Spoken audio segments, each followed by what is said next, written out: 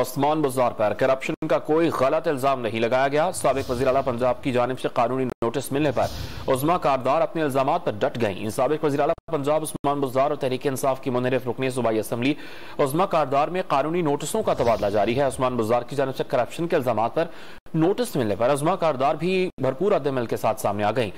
دعویٰ کیا کہ عثمان بزدار اور ان کے ساتھیوں کے خلاف وفاقی تحقیقاتی ادارے میں تحقیقات کی جا رہی ہیں۔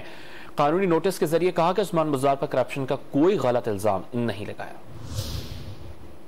عثمان بزدار پر کرپشن کا کوئی غلط الزام نہیں لگایا گیا۔ سابق وزیر اعلیٰ پنجاب کی جانب سے قانونی نوٹس ملنے پر عظمیٰ کاردار اپنے الزامات پر ڈٹ گئیں۔ سابق وزیر اعلیٰ پنجاب عثمان بزدار اور تحریک انصاف کی منحرف رکن صوبائی اسمبلی عظمیٰ کاردار میں قانونی نوٹسوں کا تبادلہ جاری ہے۔ عثمان بزدار کی جانب سے کرپشن کے الزامات پر نوٹس ملنے پر عظمیٰ کاردار بھی بھرپور رد عمل کے ساتھ سامنے آ گئیں۔